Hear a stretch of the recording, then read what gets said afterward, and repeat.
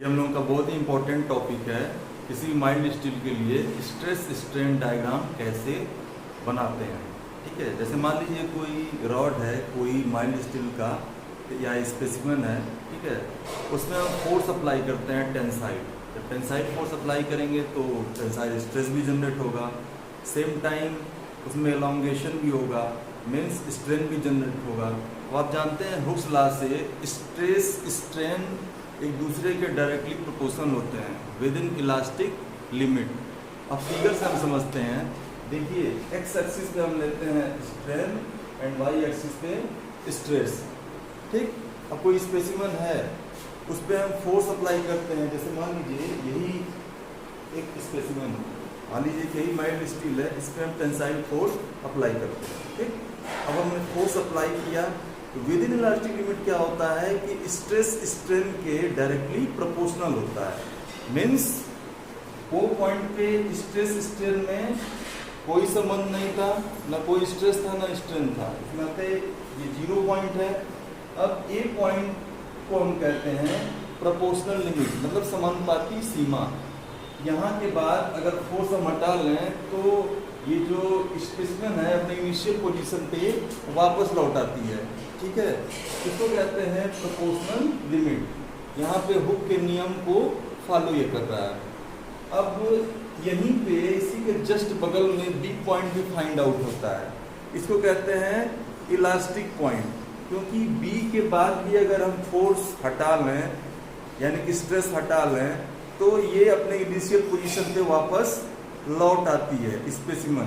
ठीक है, तो बी को कहते हैं इलास्टिक लिमिट।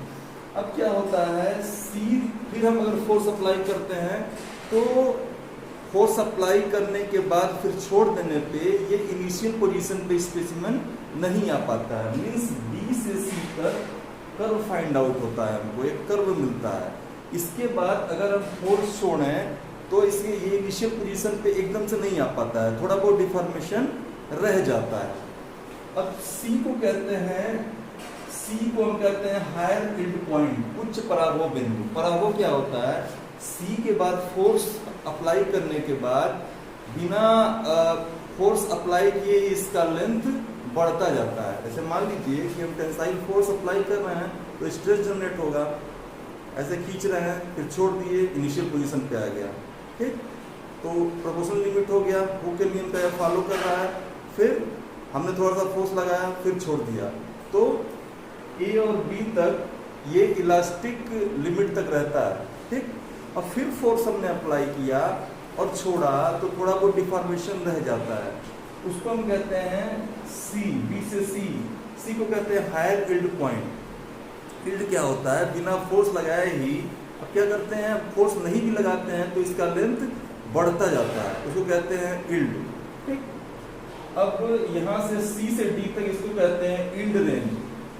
ठीक, सी को कहते हैं हायर यील्ड पॉइंट, डी को लोअर यील्ड पॉइंट। उसके बाद क्या होता है कि डी के बाद अब फोर्स हम नहीं भी अप्लाई करते हैं तो ये लंबाई बढ़ती जाती है और डी से ई तक इसमें प्लास्टिक चेंज आता है, मतलब परमानेंट चेंज आ जाता है।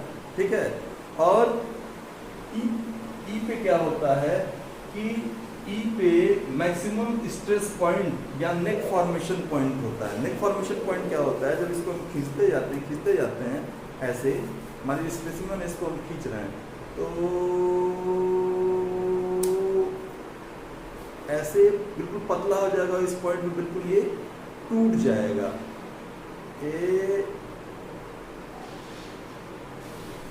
ऐसे टूट जाएगा, मतलब ये बिल्कुल नेक की तरह, गर्दन की तरह। गर्दन कैसे होता है, ऐसे होता है, गर्दन की तरह बन के और टूट जाता है। ठीक है, इसको ई को कहते हैं मैक्सिमम स्ट्रेस पॉइंट और नेक फॉर्मेशन पॉइंट। और एफ जहाँ पे ये टूटता है इसको कहते हैं ब्रेकिंग और अल्टीमेट स्ट्रेस पॉइंट, मतलब यहाँ पे ब्रेक कर जा रहा है, इसको कहते हैं अल्टीमेट स्ट्रेस पॉइंट। एक बार फिर समझ लीजिए, ए को कहते हैं प्रोपोर्शनल लिमिट और समानुपाती सीमा, बी को प्रत्यास्था सीमा कहते हैं और इलास्टिक लिमिट, सी होता है निम्न पराभव बिंदु और लोअर यील्ड पॉइंट। सी से डी को कहते हैं ये यील्ड रेंज है। क्या है, यील्ड रेंज। ई जो है मैक्सिमम स्ट्रेस पॉइंट और नेक फॉर्मेशन पॉइंट, मतलब यहाँ पे गर्दन बन जा रहा है बिल्कुल इस तरह से, ये गर्दन बन जा रहा है, और एफ पे ये टूट जा रहा है, मतलब ब्रेक हो जा रहा है। एफ को कहते हैं अल्टीमेट स्ट्रेस पॉइंट और ब्रेकिंग पॉइंट। ये हो गया हमारा माइल्ड स्टील के लिए स्ट्रेस स्ट्रेन कर्व, जो कि ऐसे मिलता है, ऐसे ऐसे ऐसे मिल जाता है। इसको डॉटेड नहीं भी बनाया तो कोई दिक्कत नहीं है, ठीक है। आपको समझ में आया हो, वीडियो अच्छी लगी हो तो लाइक सब्सक्राइब और शेयर करिएगा। कोई भी डाउट होगा कमेंट बॉक्स में पूछ सकते हैं। वीडियो देखने के लिए और पॉज करके देखने के लिए आपका बहुत बहुत धन्यवाद। Thank you very much.